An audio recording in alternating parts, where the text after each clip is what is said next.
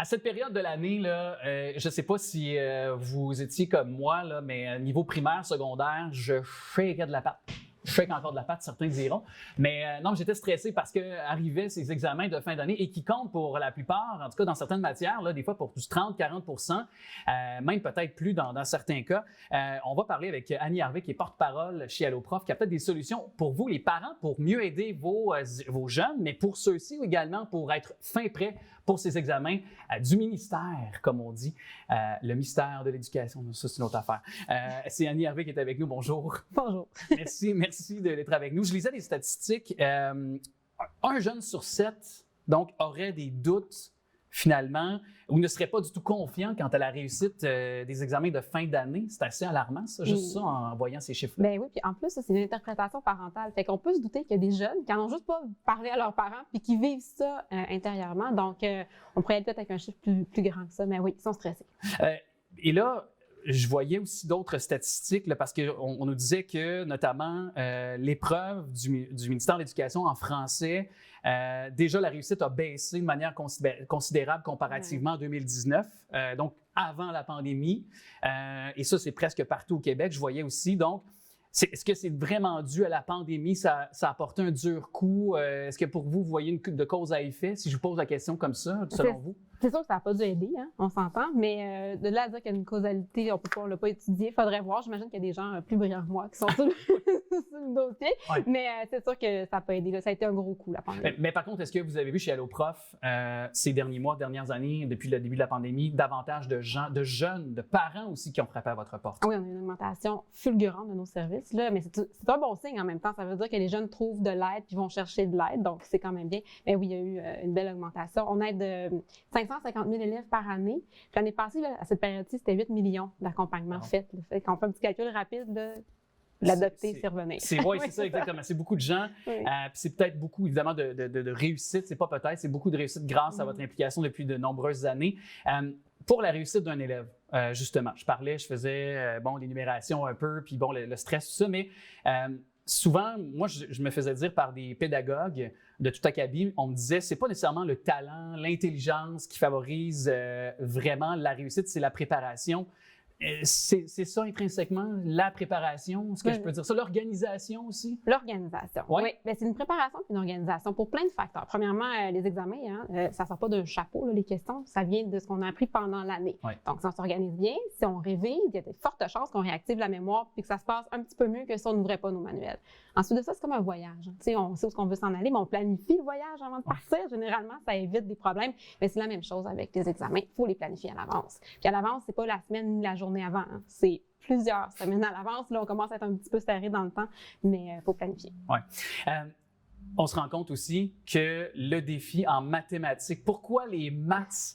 Moi c'était le cas, là, mais pourquoi les fiches mathématiques, ça me donne encore d'autant de fil à retordre? Est-ce que vous avez des réponses? On a des pistes, là, mais des réponses exactes, il faudrait poser aux jeunes. Mais généralement, c'est peut-être parce qu'on part avec un a priori. On se dit qu'on n'aime pas ça, les maths. C'est difficile, les maths. Puis on n'a pas la chance d'être bon en mathématiques. Mais si on joue à des jeux pédagogiques en mathématiques, on réussit des tableaux, par exemple, on gagne des points, on se dit « je suis pas si pire ». Si on comprend pourquoi, à quoi ça sert les maths, ça devient aussi facile. Puis ensuite de ça, il y a peut-être un lien à faire entre le français puis les mathématiques aussi. Parce qu'on le sait, il y a beaucoup de gens de jeunes qui ont des problèmes aussi à l'oral, à l'écrit. La compréhension, peut-être, c'est important. Hein? Si on veut résoudre un problème, il faut comprendre la question qui nous est posée. Donc, il y a un lien ici. Peut-être que c'est tout ça aussi.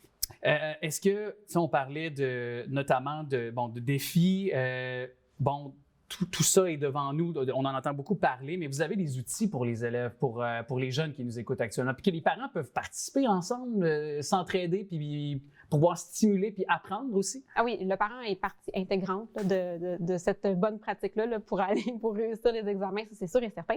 Mais sur le site d'Alloprof, on a plein de manières de réviser. Okay? On a les jeux pédagogiques, j'en ai parlé, c'est une façon de réviser. On a aussi des mini-récupérations pour les jeunes au secondaire, 15 minutes, une vidéo de 15 minutes pendant laquelle on peut répondre à un questionnaire interactif pour valider. Zone d'entraide, là? Non, ça c'est les mini-récup. Okay. La zone d'entraide, c'est... Pour nous, là, c'est un forum. Okay, c'est un forum. C'est un genre de forum. Le jeune va poser sa question, la communauté répond, les enseignants valident. Il n'y a pas de fausseté là, qui navigue là-dessus.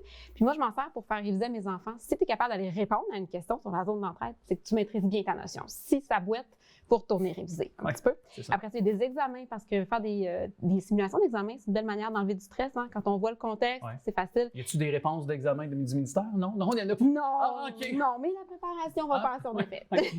Donc, il y a tout ça qui est en œuvre et nos enseignants qui sont au téléphone, au bout du clavier aussi pour clavardage le soir et le dimanche après-midi. Tu sais, il y a des fois des parents qui se sentent un petit peu impuissants, démunis parce qu'on va se le dire, des fois, c'est de la matière qu'on a vue, puis on s'entend qu'il y a eu plusieurs changements dans le cursus scolaire à travers les décennies. Parfois, c'est d'année en année ou presque, là, l'ajustement qui est fait, ne serait-ce qu'en français ou autre matière de base aussi. Donc, pour que le parent puisse s'y retrouver, ne serait-ce que aussi gérer peut-être le stress de son enfant, y a-t-il peut-être des trucs également qu'on peut donner aux parents qui sont sur vos plateformes? Absolument. Le premier truc, vous allez voir sur le site, dans la section parents, on a des dossiers complets sur comment aider nos enfants. Ensuite de ça, c'est peut-être, pour aider nos enfants, c'est vraiment de les accompagner par leur demandant, as-tu bien révisé? En s'assurant que l'horaire est fait, mais qu'il y a des pauses aussi pour prendre du temps pour eux, là, pour ventiler, pour respirer. Puis, sinon, c'est vraiment modérer la manière dont nous, on parle. Parce qu'on met du stress sans le vouloir en disant, là, ça te prend 75 % dans cette matière-là. Puis là, on martèle, mais c'est plutôt l'effort qu'on devrait valoriser que le résultat final, ça va aider. C'est ça. Peut-être le mieux, la réussite de notre enfant, ou du moins le quotidien. Peut-être de voir la progression, comme on disait, tu sais, de voir, quand vous avez mentionné, tu as mentionné 75 %, je me dis de ne pas fixer un objectif de date, juste ne serait-ce que de voir au moins que notre enfant, donc, est capable de progresser, a des acquis qu'il n'y avait pas peut-être il y a quelques mois, quelques semaines. C'est ça, on regarde l'évolution, on regarde l'effort, puis aussi on dit à notre enfant, il faut le rappeler, là, il y a des solutions. Hein. Si cet examen-là se passe mal, si tu échoues, il n'y a pas la fin du monde. Moi, je vais toujours t'aimer comme parent, ton autre parent va t'aimer aussi, on est toujours là pour toi. Il faut rassurer les enfants parce que nous, on trouve ça un peu drôle, là, mais les enfants ont vraiment peur de perdre notre amour si ils ne réussissent pas. Donc, on est là, puis il y a des solutions, des cours de rattrapage, il y a toutes sortes de solutions qu'on peut voir avec l'enseignant puis qui vont nous être proposées à la fin de l'année scolaire. C'est un grand plaisir d'avoir rappelé les lettres de noblesse de ce que vous... puis c'est une œuvre, vous faites œuvre utile, ni plus ni moins, c'est essentiel, surtout à quelques heures de la fin d'année, avant d'entendre la fameuse dernière cloche là, qui va sonner, puis on pourra entendre les jeunes qui vont pouvoir crier là, dans nos écoles, notamment primaires du territoire lavallois. Merci beaucoup Annie Harvey, porte-parole chez Hello Prof. Merci beaucoup d'être venu nous parler, puis tout est au bas de l'écran au moment de se parler. Parfait. Merci à vous. Merci.